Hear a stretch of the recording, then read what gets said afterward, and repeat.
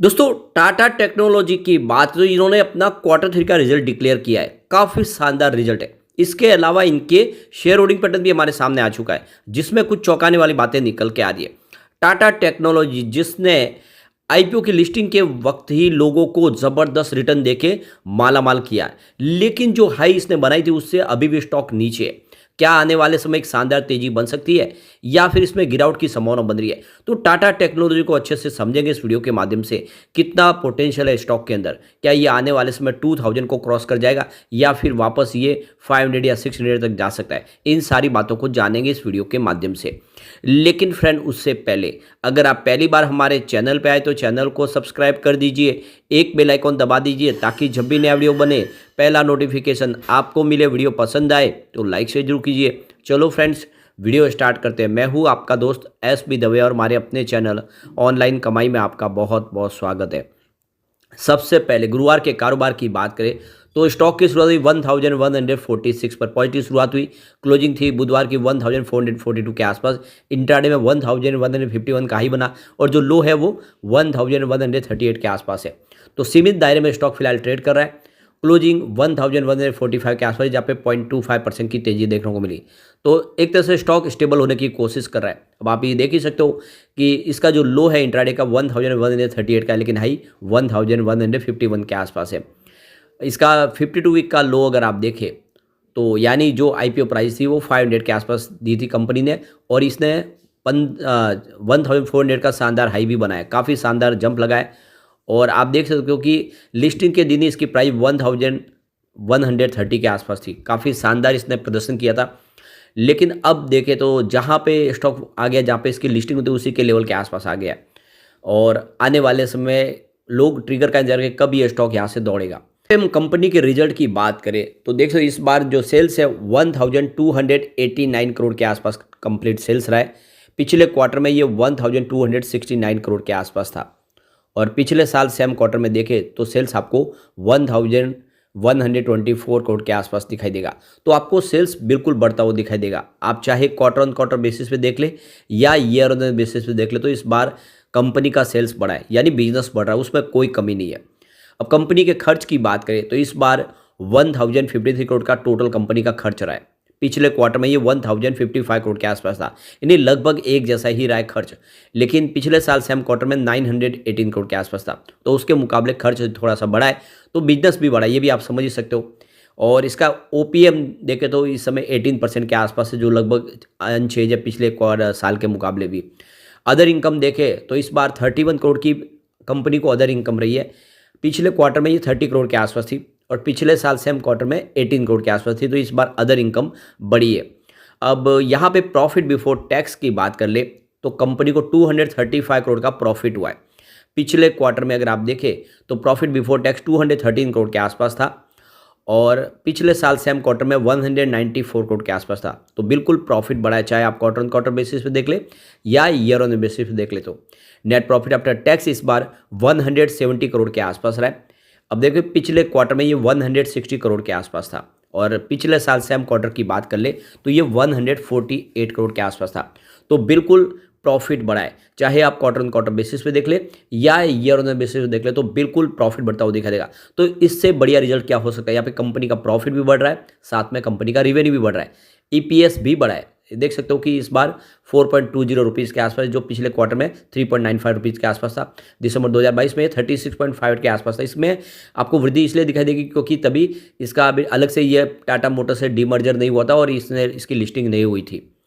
अब यहाँ पे सबसे जो बड़ी बात है, पिछले कुछ सालों से देखें तो रिजल्ट बेहतर लगातार बन रहा है। मार्च 2020 की बात करें, इनका सेल्स 2852 करोड़ के आसपास था, जो मार्च 2023 में बढ़ के 4414 करोड़ तक पहुंच गया। काफ़ी शानदार तरीके से देखें तो इनका रेवेन्यू बढ़ा है। इसके अलावा ऑपरेटिंग प्रॉफिट भी ज़बरदस्त बढ़ा है। मार्च 2020 में जहाँ पे 470 करोड़ के आसपास था पूरे साल का, वो मार्च 2023 में 821 करोड़ तक पहुंच गया, यानी लगभग डबल हो चुका है। नेट प्रॉफिट आफ्टर टैक्स भी देखें तो ज़बरदस्त बढ़ा है। मार्च 2020 में जहाँ पे 252 करोड़ के आसपास था, वो मार्च 2023 में बढ़ के 624 करोड़ तक पहुंच गया है, यानी ज़बरदस्त प्रदर्शन हो रहा है। बहुत ही उत्साहवर्धक यहाँ पे रिजल्ट है। और इस रिजल्ट के बाद चीफ एग्जीक्यूटिव ऑफिसर जो कंपनी के और जो मैनेजिंग डायरेक्टर है वॉरेन हैरिस, उनका कहना है कि काफ़ी इस बार हेल्दी हमारा ऑपरेटिंग मार्जिन रहा है। एबिडा मार्जिन काफ़ी अच्छा बढ़ा, जो 18.3% की जो ग्रोथ दिखा रहा है। और हमारा जो बिजनेस है वो बिल्कुल पटरी पे है। आने वाले समय हमारे पास कुछ बड़ी डील है और हम कुछ बड़ी डील और आने वाले समय साइन करेंगे और आने वाले समय हमारा बिजनेस और शानदार तरीके से बढ़ता हुआ दिखाई देगा। हमने करीब 5 बड़ी डील इस समय इस क्वार्टर के दौरान यहाँ पे हमको मिली है और ये डील का जो अमाउंट देखें तो करीब $50 मिलियन के आसपास रहा है, जो टीसीवी सेगमेंट से। और अदर दूसरा सेगमेंट देखें तो $25 मिलियन का अलग से हमारा टीसीवी सेगमेंट से और हम यहाँ पे डील हमें मिली है। यानी बिजनेस हमारा लगातार बढ़ रहा है, मार्केट शेयर हमारा बढ़ रहा है। तो ये कुल मिला के इस रिजल्ट के बाद बहुत ज़्यादा उत्साहित है एमडी और सीईओ कंपनी के।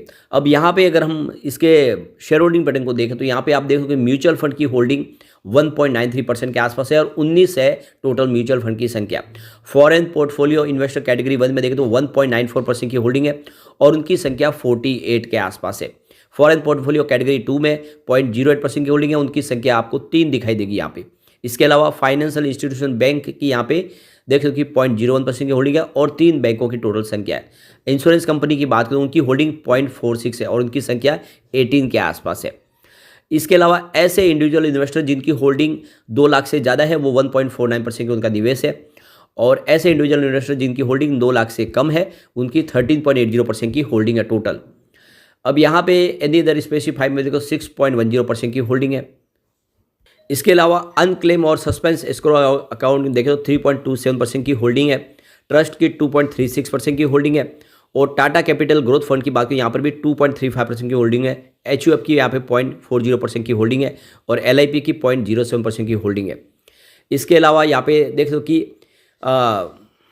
पैट्रिक रेमोन की 1.23% की होल्डिंग है, बॉडीज कॉर्पोरेट की 1.48% की होल्डिंग है और एनआरआई की 0.43% की होल्डिंग है। इन्वेस्टर एजुकेशन प्रोटेक्शन फंड की 0.10% की होल्डिंग है। फॉरेन कंपनीज़ की यहाँ पे 15.28% की होल्डिंग है जिनकी संख्या 3 है। तो टीपीजी राइज की 9% के आसपास की होल्डिंग है। इसके अलावा अल्फा टीसी होल्डिंग की 4.86% की होल्डिंग है और जेद्रा कॉर्पोरेट सर्विस की यहाँ पे 1.42% की होल्डिंग है। तो इस तरह से ये सारी शेयर होल्डिंग पैटर्न में आपको होल्डिंग दिखाई देगी। अब यहाँ पे टाटा टेक्नोलॉजी के लॉक इन पीरियड की बात करें तो कुछ एंकर इन्वेस्टर के जो शेयर है इस समय लॉक इन पीरियड के तहत है। तो यहाँ पे देखो कि जो 50% शेयर थे वो 30 डेज के लॉक इन पीरियड पे थे, जिनका लॉक इन पीरियड 12 जनवरी 2024 को खुल चुका है और उन्होंने अपने शेयर को बेचा है, प्रॉफिट बुक किया है या फिर उन्होंने अपने शेयर रखे होंगे। लेकिन अब जो आगे फिर से लॉक इन पीरियड खुलेगा वो 90 डेज के लिए है, वो 5 अप्रैल 2024 को खुलेगा। तो इसमें अभी समय है, लेकिन अभी भी देख सकते हो कि बहुत सारे जो शेयर है वो लॉक इन पीरियड के तहत है। वो आने वाले समय में जो बड़े इन्वेस्टर है वो अपने शेयर बेच पाएंगे और इसके लिए 5 अप्रैल की डेट यहाँ पे आपको दिखाई देगी।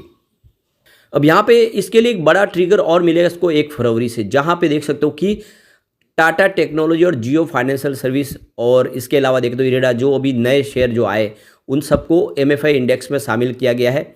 तो यहाँ पे Tata technology mid cap index के अंदर शामिल किया गया है। तो association of mutual fund India की तरफ से यहाँ पे ये मिड कैप का हिस्सा बना है। तो अब आप समझ सकते हो कि 1 फरवरी से इसमें एक फ्रेश इन्वेस्टमेंट आना शुरू होगा, क्योंकि मिड कैप कैटेगरी के तहत जो म्यूचुअल फंड्स निवेश करते हैं उनका इन्वेस्टमेंट भी अब टाटा टेक्नोलॉजी में आएगा।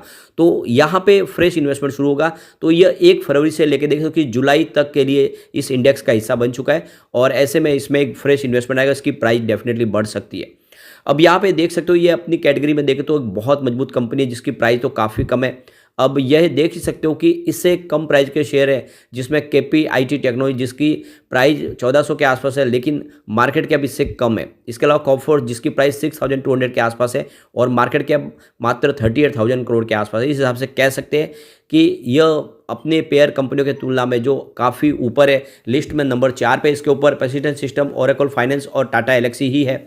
ऐसे में इसकी प्राइस भी आने वाले समय में 2-2,500 हो जाए तो कोई बड़ी बात नहीं है। तो ऐसे में लॉन्ग टर्म का नजरिया लेकर निवेश करेंगे तो आने वाले समय आपको स्टॉक मालामाल कर सकता है। लेकिन फ्रेंड, कोई भी इन्वेस्टमेंट करने से पहले अपने फाइनेंशियल एडवाइजर से बारे ले ले या अपना खुद का रिसर्च करें, क्योंकि मैंने वीडियो आपके एजुकेशनल पर्पज के लिए ही बनाया। वीडियो पसंद आए तो लाइक शेयर जरूर कीजिए और चैनल को सब्सक्राइब कर दीजिए। Thank you friend.